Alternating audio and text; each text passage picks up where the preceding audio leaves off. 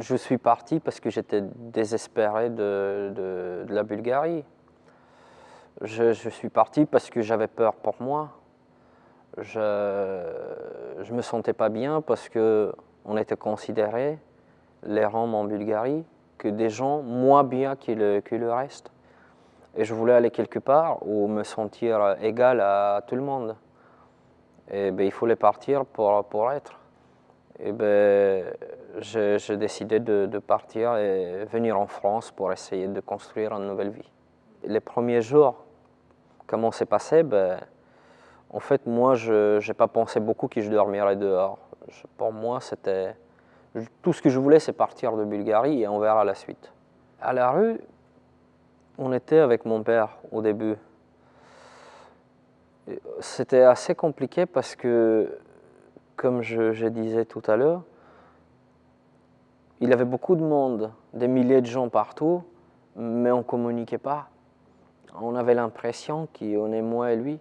Et moi, à cette époque, 18, 19 ans, j'avais envie de vivre.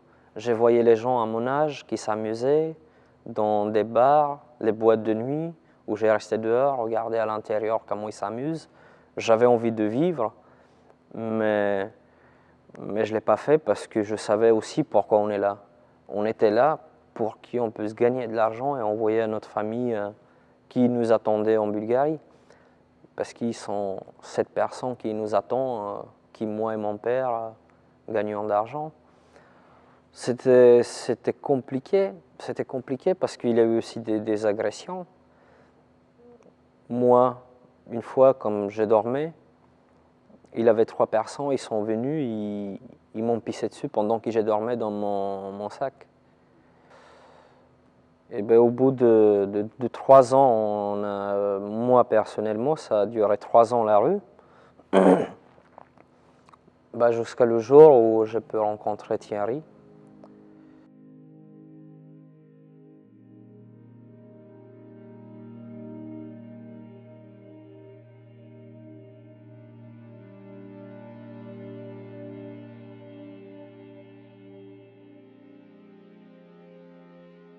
J'ai parlé à Thierry, je lui ai dit, bah, écoute, j'ai reçu un appel, c'est un service civique, je ne sais pas ce que c'est, mais en toute façon, je ne suis pas intéressé.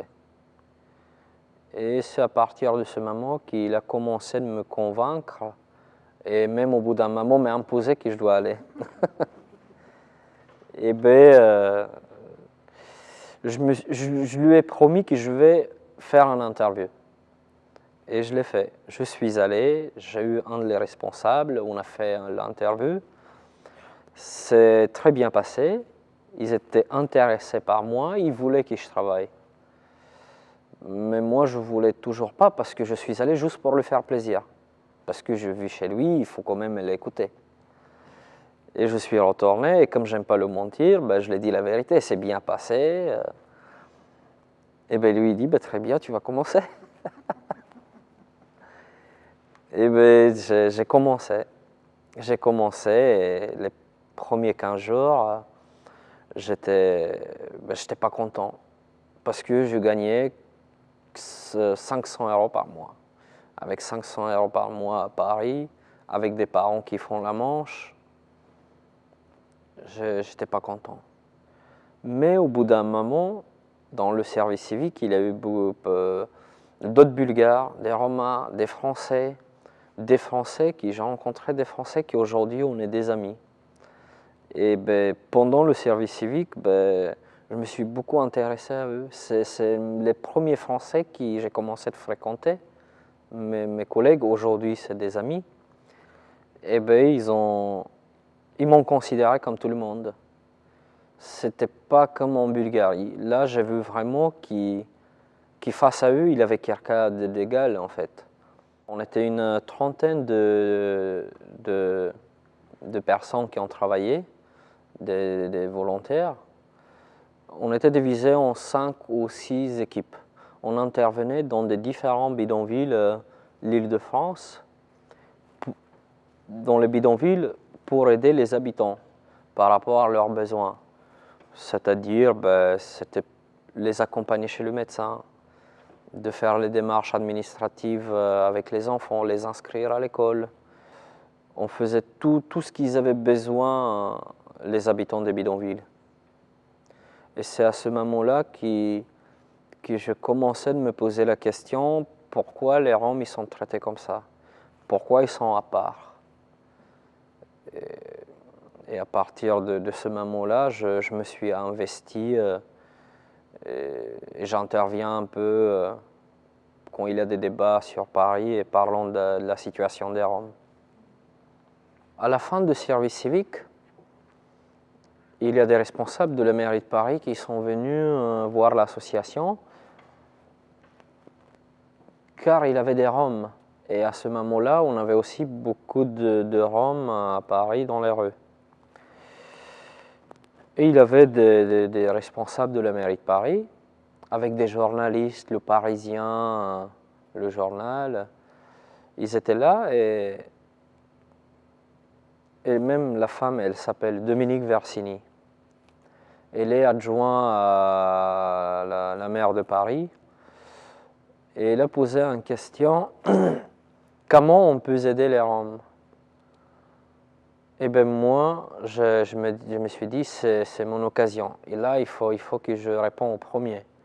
Je lève la main, elle dit oui, je me lève et je dis, écoutez, pour aider les Roms, il faut les inscrire à l'école, aider les parents, faire des cours de français, inscrire au Pôle emploi.